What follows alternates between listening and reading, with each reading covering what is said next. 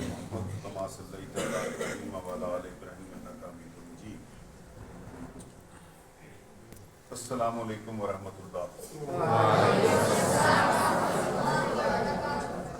سب سے پہلے تو میں شکریہ ادا کروں گا آج کی اس محفل کی انتظامیہ کا، ادارہ علوم القرآن کے محترم مفتی ابراہیم صاحب کا اور ان کی تمام ان کے رفقا کا، جنہوں نے آج ہمیں یہ موقع فراہم کیا۔ اس میں مفتی محمد حنیف صاحب قریشی صاحب بھی ہیں اور اس کے علاوہ قاری عبدالرحیم صاحب بھی ہیں جامعہ نقشبندیہ، اور اسی طرح ہماری فیلڈ آفیسر سائمہ حنیف اور A L P teacher Sadia بطور، ارشد فیاض، محمد ابراہیم، حذیفہ، مقبول حسین، سعدیہ کوثر صاحب، اور ہماری آفس سے آئی ہوئی میڈم بینش اور ہمارے تمام دوستان۔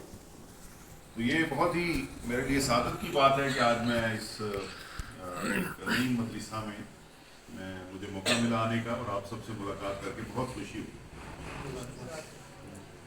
جیسا کہ ابھی حبیب صاحب نے اور بتایا آپ کو کہ جو ہمارا مقصد ہے، وہ جو ہمارا ادارہ ہے اس کا نام ہے قومی ادارہ برائے انسانی ترقی، national commission for human development, NCHD، سنا ہوا ہے نا نام؟ اردو میں کہتے ہیں قومی ادارہ برائے انسانی ترقی۔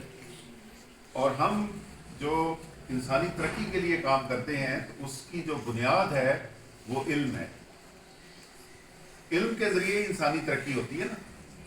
ابھی بات ہو رہی تھی، بہت سارے رسول پاک صلی اللہ علیہ وسلم کی بات بھی ہوئی، اور ابھی جو تقریر ہوئی تھی اس میں بھی بات ذکر ہوا۔ تو رسول پاک صلی اللہ علیہ وسلم کو اللہ تعالیٰ نے جو سب سے پہلی آیت جو ان کے اوپر نازل ہوئی وہ کون سی آیت تھی؟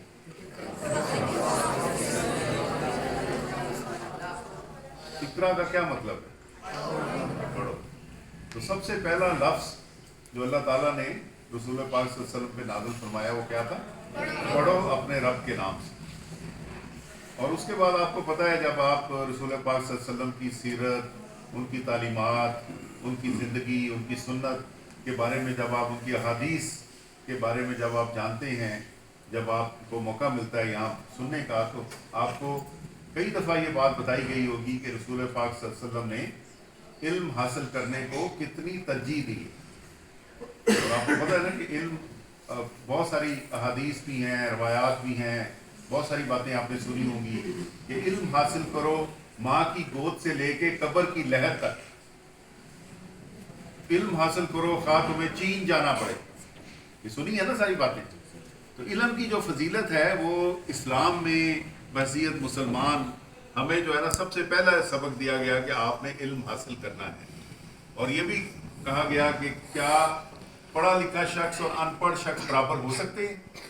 یہ بھی کہا گیا کہ پڑھے لکھے شخص کو ان پڑھ شخص پہ فضیلت حاصل ہے۔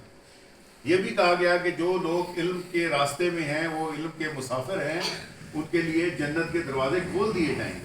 یہ سنی ہے نا ساری باتیں۔ تو یہ ہماری تاریخ ہے، ہماری تو ہمیں یہی سکھایا گیا ہے، اور آپ کو تو آپ خوش قسمت ہیں۔